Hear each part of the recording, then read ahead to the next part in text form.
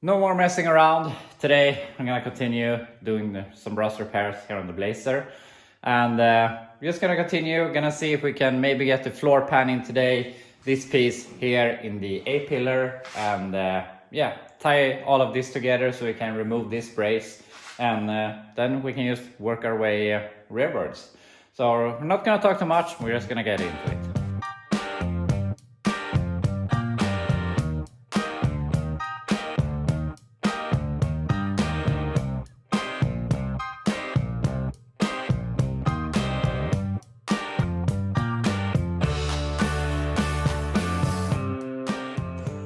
This is actually coming together really nicely. So on this side I use some self-tapping screws because I really like using them, and I don't know why I didn't use them on the passenger side, but I guess I wasn't really that comfortable with what I was doing. But now I've done it once, so now we're just doing everything a bit faster. But the thing is now we can remove the floor piece and also this piece, and we can just put the screws back later and everything will be exactly where it was, instead of with the welding clamps they can differ back and forth. So anyway, I'm gonna take this all apart so I can weld this thing, and if I was smart I would have prepared this, drilled the holes, put on this welding primer and all of that, but I didn't do that, so now I have to remove it, which isn't that bad, but it would have been easier just to weld it when it was still in place. But anyway, I'm gonna remove this, weld in the floor brace and this thing, and then we can put these two pieces in permanently.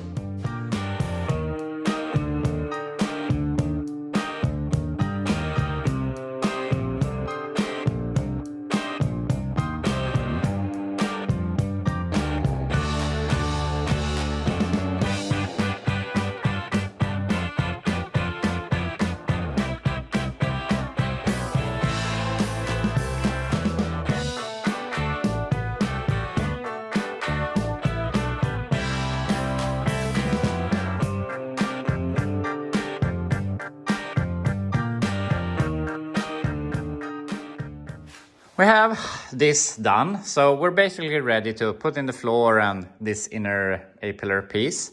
But I realized something that we have to do that we didn't have to do on the passenger side, and that is that this thing is really rusty. I did some repair to it on the other side, but it wasn't this bad, and we can see here that it has swollen with rust here. So even though I could technically cut it here, it's not going to be good, so I have to cut it here, remove this whole inner piece here and make it new. And obviously it would be nice to make the whole way in one piece, but I think that's going to be too hard right now, and I want to finish this area. And the thing is, besides the transmission tunnel, this thing is the only thing keeping the front and rear half of the cab together. So obviously I don't want this to tip anyway.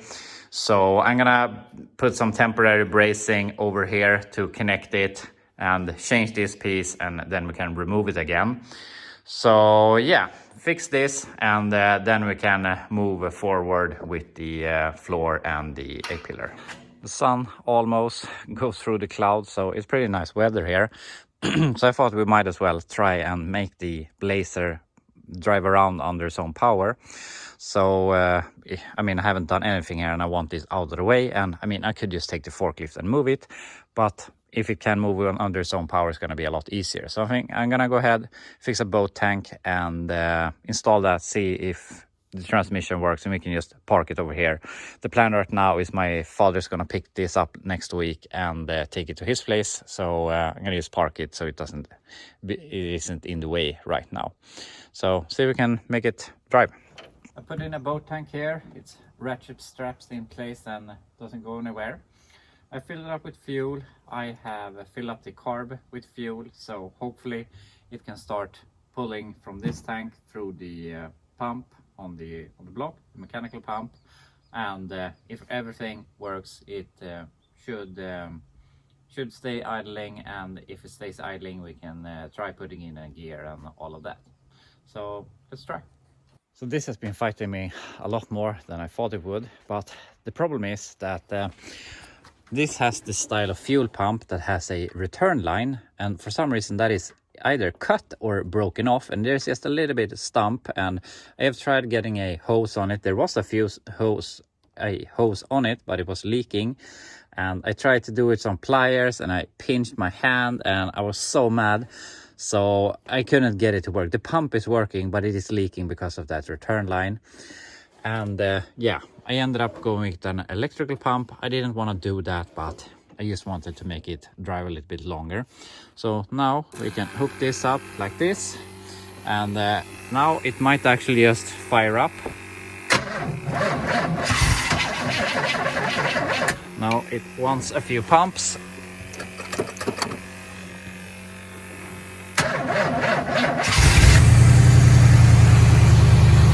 And it seems to be running fine. And I can put you up here.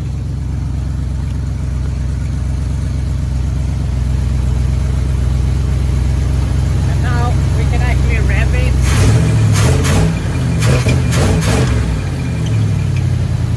So now I think it's good enough that we can try and drive it or see if the transmission works and park it over there instead.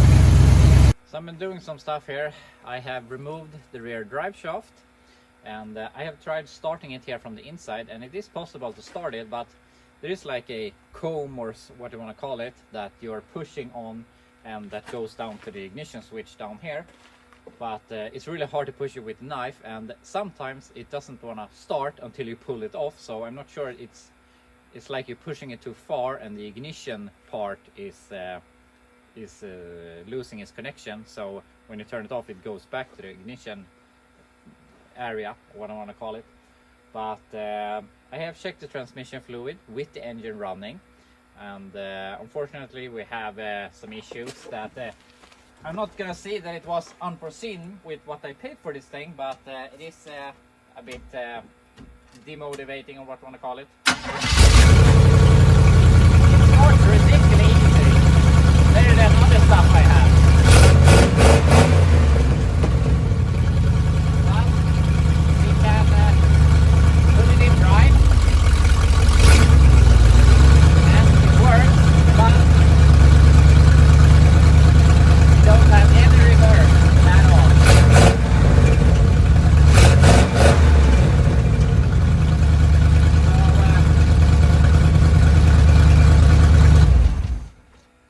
It's obviously possible to drive it, but only forwards. So I don't know any about the history of this truck, but yeah, maybe that's why it was parked or something, but no reverse. And I haven't actually checked, but this should be a turbo 350 in this thing. And now obviously we had to deal with this somehow. I was hoping it was going to work, but I mean, you can't get everything. We have a good running engine. It is vibrating a bit, but I'm not sure, maybe there's a cylinder that isn't really working properly that causing it to vibrate a bit. But I mean, I would call it a good engine. But yeah, the transmission is a bit of a bummer, but we just have to tackle it somehow. I'm not sure how we're gonna do that. Gonna change to a different 350 that hopefully works. Are we going to restore this 350, or are we going to change to a 4-speed? I wasn't really planning on I mean, I love 4 speeds, but I wasn't really planning on making this a manual truck. But yeah, we'll see. I think a friend of mine has a turbo 350 with a MP203. Maybe we should buy that as a test. But yeah, that's where we are right now. So unfortunately I won't be able to even park this thing, because I have to go backwards to drive it to where I wanted to park it. But yeah, I will just have to take the forklift and push it to the side, and then we can think about how we want to tackle this. So yeah, I'm just gonna leave it at that right now, push it to the side, and we can think about what we want to do with it. We have to do some sort of test drive, so I pulled it back with the forklift. So I'm gonna try and start it and see if we can just drive it in here and park it, and then we'll see what will happen in the future.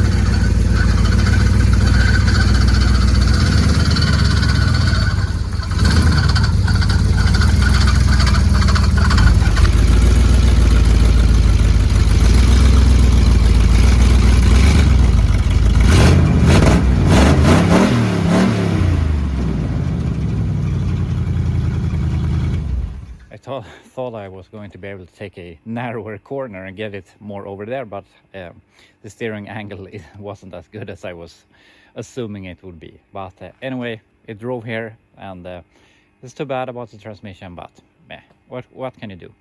So the next thing that will happen to this is that my dad probably will pick this up next week, and he will take it over to his place and start working on the brakes and all of the mechanical stuff, and we will see how we tackle the transmission, which route we're going. But yeah, it will be back, but it will be a while.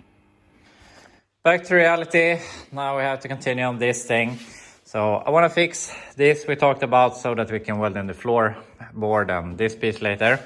So I am going to weld this in temporarily just over here, and I have taken a measurement so I know what distance there's supposed to be from this area down to the floor.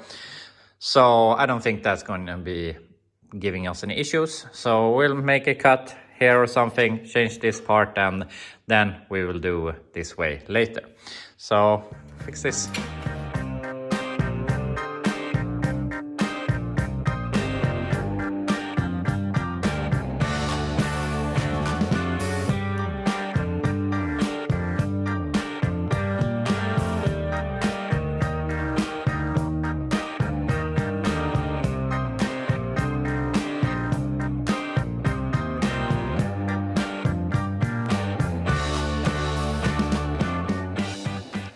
I have this in place, and obviously it doesn't look that good right now. We have to cut off this corner in some angle and obviously redo the rest of it, but at least we have fixed the part that will be covered by the floor. And we could do this piece later when we flip it upside down, but we will probably end up doing it in this state with it in this way. But I'm a little short of the thickness of material I need, so I need to buy a new sheet of that.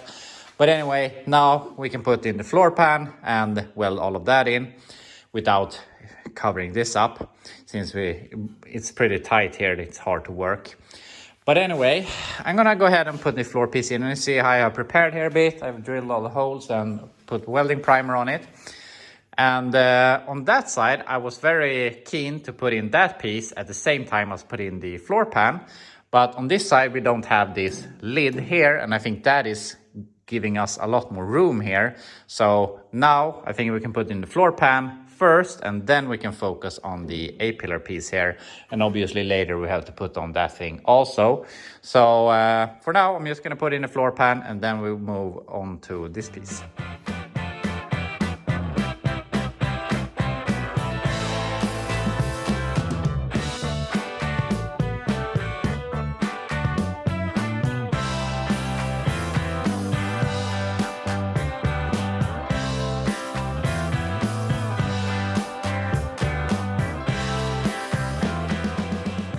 I'm really tired of this shitty welding. I don't even know where to begin, but we have this piece in the truck, and I don't know why, but I'm just tired here today. Tired of this welding. And unfortunately, on this side, we can see that we need to put in a slice over there, and obviously here in the back. And here we also have to make this piece go up to like here, 2 inches extra. Not the biggest problem in the world, but it's one more thing we have to do. You can see here that there are all these welds along here. When I got this truck, they had just put in a flat piece of steel, mashed it to place, and just welded it over all of the rust. So that's why it looks like it does. So yeah, we have to fix that, but otherwise all of this came together. I could remove this brace, so now it is strong again. And I was thinking maybe the next project would be to put that back in place, but I realized that the rocker is coming here, and I think we're gonna pull the rocker a little bit higher than we did on that side, and it will just be easier with that not in place, and nothing is stopping us from putting everything else back, so we can put that on last. So we'll get to that, but yeah, now we just have to move backwards to this area. Obviously, we'll do that first, but we'll get back to here, and yeah, not looking forward for that. So I'm really tired of all this welding. I hope that we can be done soon, but I just feel that there is a long way left. But it was a bit motivating doing something else with the blazer and thinking about what I will be doing when all of this is over. So yeah, just gotta keep on keeping on, I guess. So yeah, that will be all for today, and I will be back tomorrow with more welding.